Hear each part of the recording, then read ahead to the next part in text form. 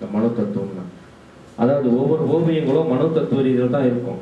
ஒரு ஒரு ஓவியத்துக்கும் அவரோட மனசுக்கும் நிறைய சம்பந்தம் இருக்கு. இந்த ஓவிய கலையை பத்தி நிறைய தெரிஞ்சவங்க ஒரு ஓவியத்தை பார்க்கறப்பே இது யாரு செஞ்சாங்களோ அவங்கள பத்தி புரிஞ்சிருவாங்க.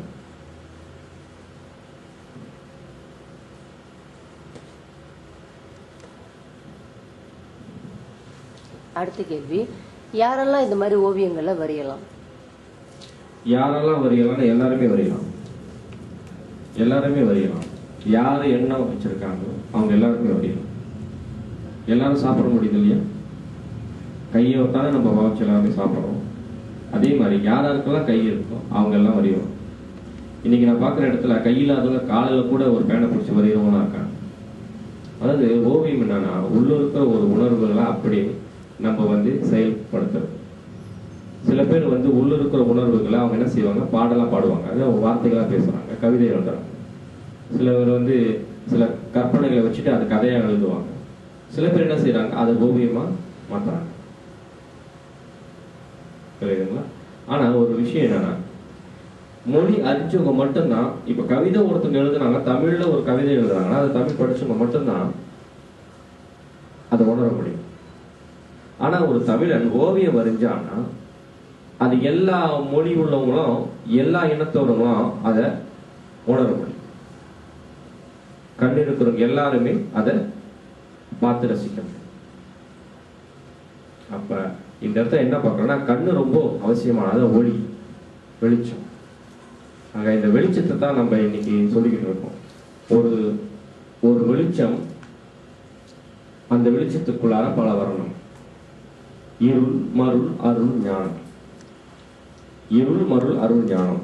ஒரு இருட்டுக்குள்ளார இருந்து ஒரு வெண்மையான ஒளி தோன்றி, அந்த வெண்மையான ஒளி இன்னைக்கு நம்ம முன்னுக்கு ஒண்ணுமில்லாத ஒண்ணா இருக்கு. ஒண்ணுமில்லாத ஒண்ணுன்னா அதெல்லாம் சொல்லுவாங்க, தூய்மையான நிலையில இருக்கு. உங்களுக்கும் இப்ப நான் எனக்கும் நடுவுல ஒரு இருள் இருந்துச்சு.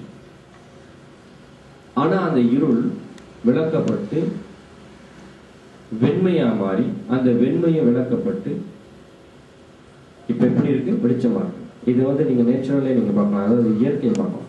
ஒரு ராத்திரி நீங்க போயிட்டு பக்கத்துல உள்ளவங்களுக்கு தெரியாது, இருட்டு. காலையில சூரிய வெளியிறப்ப பாத்தீங்கன்னா எல்லாம் பனிமூட்டமா இருக்கும், வெண்மை பனிமூட்டத்துல நம்ம நின்று இருக்கும். அதே சூரியன் உச்சிக்கு வரப்ப அந்த வெண்மையான அந்த பனிக்கூட்டம் மறைஞ்சு போய் வெளிச்சமாக இருக்கும், தூய்மையா. இது தியானம்.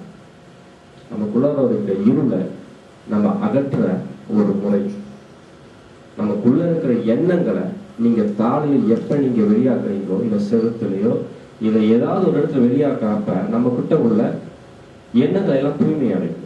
அந்த தூய்மை அடையிறப்பதான் நம்ம நிராவரணம் அப்படின்னு ஒரு இடத்துக்கு போக முடியும்.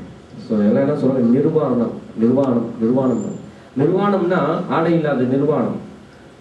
இங்க உண்மை நிர்வாணம் கிடையாது. உண்மை என்னன்னா நிராவரணம். நிராவரணம், அதனால யோசனை பண்ணிக்க. நிராவரணம், வர்ணம் இல்லை, வர்ணம் இல்லாதது. வர்ணம் இல்லாத இடத்துக்கு நம்ம போயிட்டோம், அங்கதான் உண்மையான தூய்மை இருக்கு. இந்த வாழ்க்கை நம்ம வாழ்றப்ப இந்த வாழ்க்கை ஒரு வர்ணங்கள் கொண்ட வாழ்க்கை, லைஃப் கலர்ஃபுல். அது வாழ்க்கை வர்ணமா தான் நிறைய பேர். இன்னும் நம்ம ஆழமா போனா ஒவ்வொரு வர்ணத்துக்கும் ஒவ்வொரு உணர்வுகள் இருக்கு. இப்ப நீங்க நடந்து போய்கிட்டே இருக்கீங்க, ஒரு மாங்காய் மரத்துல ஒரு மாங்காய் அது பழுக்குது. அந்த காயை நீங்க எடுத்து சாப்பிடுவீங்களா? இல்ல எடுத்து சாப்பிடுவீங்களா? என்ன வராது, அது காய். பழம் பழுத்து இருக்கு, உடனே என்ன சொல்லும், அது பழுத்து சாப்பிடுச்சு. அந்த வர்ணங்கள் உங்க எண்ணத்தை மாற்றும். உண்மையா ஒவ்வொரு வர்ணங்களும் மாறிக்கிட்டு, அந்த ஒவ்வொரு வர்ணமும் மாறுறப்ப நம்மளோட எண்ணங்கள் மாறுது. உண்மையா நான் என்ன சொல்ல போறேன்னா, நான் சொன்ன இருட்டிலிருந்து வெண்மை இருக்கு, வெண்மையிலிருந்து தூய்மை இருக்கு. இருட்டுல வந்த வெண்மை கலரா இருக்கு, ஆனா இப்ப நம்ம கண்ணுக்கு தெரியல. ஆனா உண்மை இங்க சுத்தி எல்லாமே கலரா இருக்கும். அந்த கலரை தான் நம்ம சுவாசிச்சுக்கிட்டு இருக்கோம். கலரை தான் நம்ம சுவாசிக்கிறோம். ஒவ்வொரு மனிதனும் அவங்களுக்கு தனிப்பட்ட ஒரு கலரை தான் சுவாசிச்சுக்கிட்டு இருக்கோம். அதனால தான் இன்னைக்கு இந்த உலகம் கலரா இருக்கு. யாரெல்லாம் ஓவியம் வரையலாம் கேட்டது ஒரு கேள்வி.